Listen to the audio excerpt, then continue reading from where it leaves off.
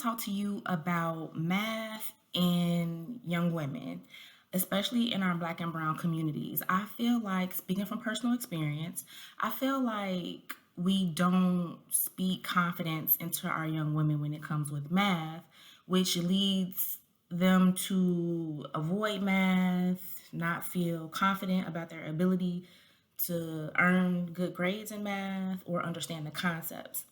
And I'm speaking from personal experience. So if you are a parent, a dad, a mom of a young woman, or you have little sisters, nieces, you mentor young girls, whatever the case may be, you really, really, really need to watch this video because it will change the way that you think about math and the young women in your life. Okay, so growing up, I was very intelligent, always got A's and B's. But when it came to math, I like went the opposite way. I had like good male friends around me that were excellent in math, but math was just not my jam. So when I went to high school, I went to like this very prestigious high school, predominantly white institution. And guess what? I was in a remedial math class, and looking around, it was all Black and brown kids in the remedial algebra 1 class when I started high school. And of course, that affected my self esteem.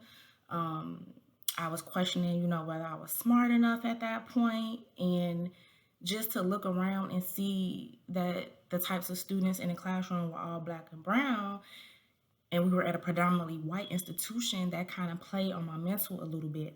So, of course, my parents are great. They got me a tutor. I ended up mastering the concept of algebra, and I think I went from an F to like maybe a C or a B or something.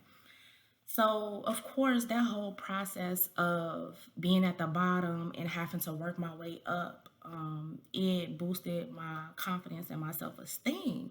But when I went on to college, I went to DePaul University in Chicago. When I went to college, my main goal was to avoid math. And to be honest with you, initially, I wanted to study marketing. I don't know why I was interested in marketing, but I wanted to study marketing.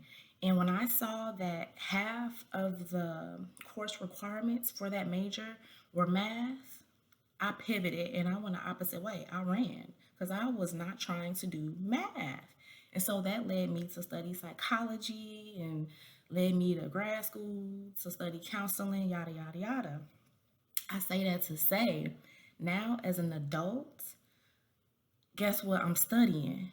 Marketing and math and finances. So, although I was able to avoid it in college and in school, it still came back around, you know what I'm saying, in my adulthood. And I'm going to take it a step further.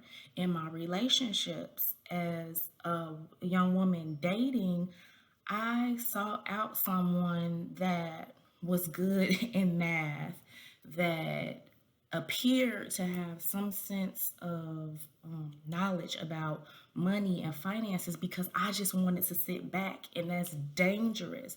I wanted to be complacent, cool. I did not want to do anything about that. And don't get me wrong, my parents, my dad specifically, he talked to me throughout the years growing up a lot about money and credit cards and Roth IRAs and all that and all those different things, but it wasn't registering for me because I didn't like math growing up, period. So for me to seek out a partner that would take care of that so I could be hands off was kind of dangerous because guess what? We not together. He turned out to be horrible with money and all of these different things. So I say that to say, like, you really have to speak life into your daughters and the little sisters, the young women in your life when it comes to math. Encourage them to, participate in different STEM activities. STEM is science, technology, engineering, and math, because not only will it help them to develop a particular confidence about themselves, but it will give them lifelong skills that they will be able to take with them, accelerate, and reach whatever their idea of success is. Like, math is one of those things that There's only one right answer. There are a lot of different ways to get to that right answer, but there's only one right answer. So you know when you've done it right. And so to be able to master those different concepts in math, although like there are some concepts in geometry that you may not use again, like it's still a confidence booster, it's still a self-esteem booster, because if you poll and survey a lot of black and brown girls, probably 75 to 90% of them will say they do not like math. And it's because we've been conditioned to think that math is not a subject that girls excel in. Math is a subject that boys excel in. And that's not right, because guess what? When you look around today, women are about their money. But at the end of the day, a lot of women spend their money, like run through their money, like in a way that we probably should not. So it all starts like in the primary ages, talking to your kids about money and about math, how they're doing in math. And if you see that they're struggling with math, get them a tutor, get them extra help, let them know that it's okay to, work your way up. Like it's good to have to work your way up in a particular thing that you're not doing well in. Because again, that builds your confidence, that builds your self-esteem. And you don't want them looking for someone that can take care of all the money and end up either taking their money or not doing right by them. You want them to be about that bread, period, point blank. Period, point blank. And whatever you try to avoid in your life, it will come back around and present itself in front of you until you conquer it. And I'm speaking from experience. So if you see little tendencies or anything like that, sit down and have a conversation with your daughter, with your niece, with your little cousin, your little sister, and let them know that they can do it. Like you really can. You just need to get extra help. So I want you guys to please like, comment, and subscribe. If you've experienced this yourself, I want to know.